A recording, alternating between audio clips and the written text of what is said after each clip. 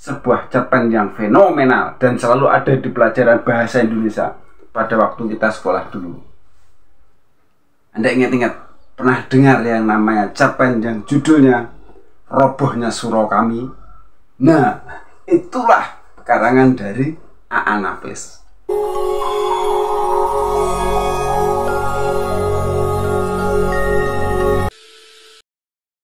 Assalamualaikum warahmatullahi wabarakatuh. Jumpa lagi dengan saya Tutor Gabut Official, The Gabut Official. Selamat pagi kawan-kawan.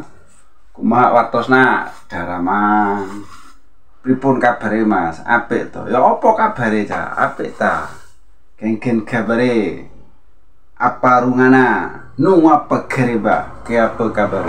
Bagaimana kabarnya? Semoga kesehatan dan kebahagiaan selalu menemani hidup Anda. Baik kan? Saya ucapkan terima kasih kepada Anda yang baru pertama kali menemukan video ini, yang baru pertama kali menemukan Tutor Gabut Official. Jangan lupa nantinya di subscribe, kemudian nyalakan loncengnya agar ketika Tutor Gabut Official, The Gabut Official mengupload video baru, Anda mendapatkan notifikasinya.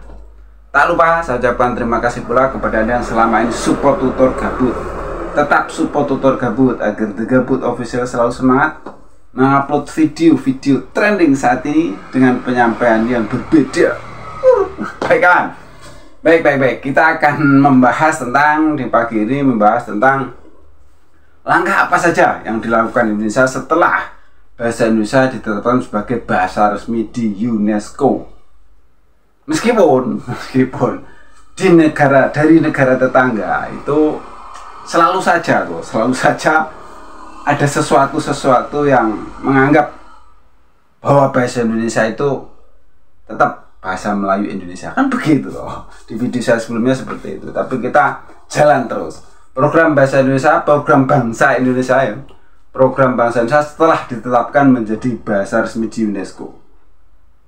Kita simak bareng-bareng di sini, kita belajar bareng. Yang pertama, tentu saja mengembangkan, menyebarluaskan BIPA. BIPA itu bahasa Indonesia penutur asing. Ini akan disebarluaskan lagi. Untuk saat ini sudah 54 negara dengan lembaga yang membahas tentang bahasa Indonesia itu sekitar 150-an. Kemudian 170.000 pembelajar dan 1.800 guru-gurunya memberikan pelajaran bahasa Indonesia di 54 negara tadi. Kawan, langkah pertama adalah mengembangkan BIPA agar semakin mendunia, semakin banyak negara-negara yang belajar bahasa Indonesia. Itu yang pertama. Kemudian yang kedua, pada waktu penetapan kemarin ditutup dengan sebuah momen yang sangat indah, yaitu diperingatinya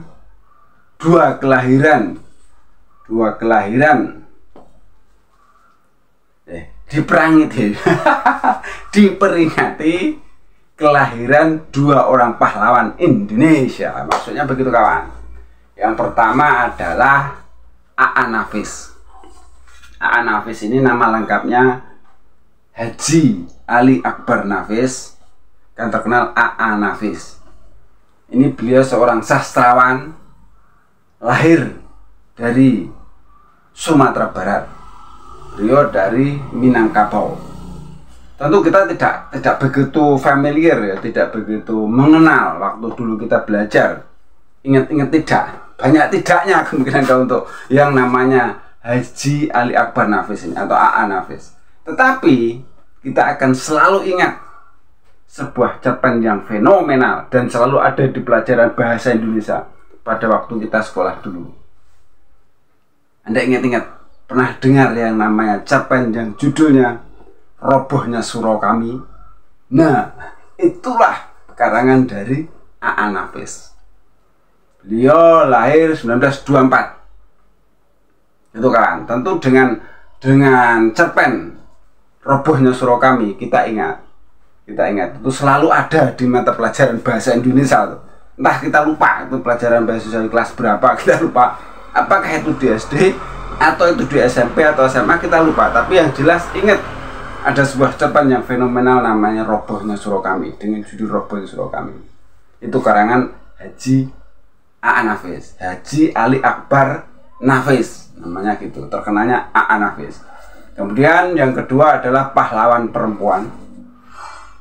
Ini Laksamana Malahayati, atau nama lainnya Kemalahayati, Keu Malahayati. Mungkin ini bacanya ke kali ya, karena kan di Aceh tulisan Biren, bacanya Biren, tulisannya kan Bireun gitu toh, Bireun, tapi bacanya Biren, seperti orang Sunda ya, di tataran Sunda.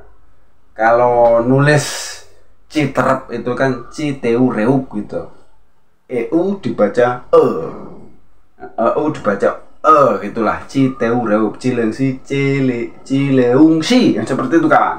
Ini merupakan sebuah kekayaan daerah ya, kekayaan ejaan daerah. Sampai sekarang pun di Sunda masih begitu. Baheula itu kan baheula. Ini tulisannya begitu.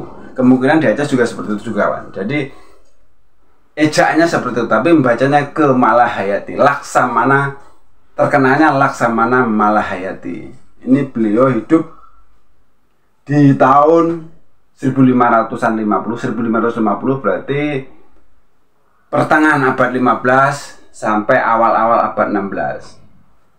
Sebagai laksamana pertama, laksamana perempuan pertama di dunia, seperti itu kan. Yang kedua, kemudian langkah yang ketiga adalah menerjemahkan karya sastra Indonesia ke dalam bahasa-bahasa dunia, agar karya sastra Indonesia dibaca oleh orang-orang di seluruh dunia, begitu kan? Itu ya langkah yang ketiga. Kemudian langkah yang keempat adalah mengoptimalkan kerjasama antara instansi-instansi pemerintah.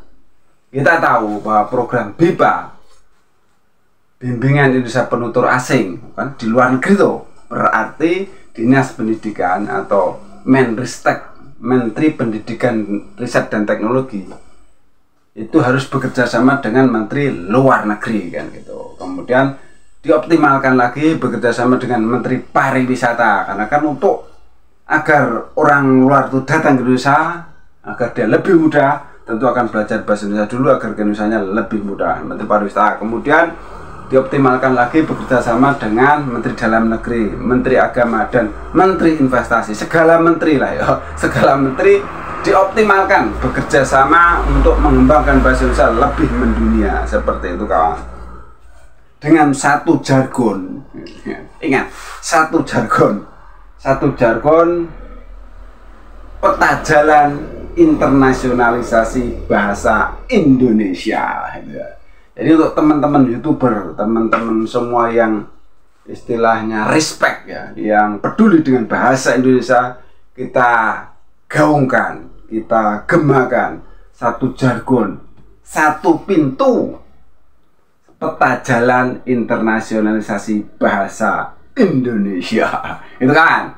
Oke, cukup sekian berita dari Tutor Gabut Official. Ada salah-salah kata, mohon maaf. Ada yang baik ambil sebagai pelajaran, yang jelek buang saja. Tutor Gabut Official, The Gabut Official. Wassalamualaikum warahmatullahi wabarakatuh.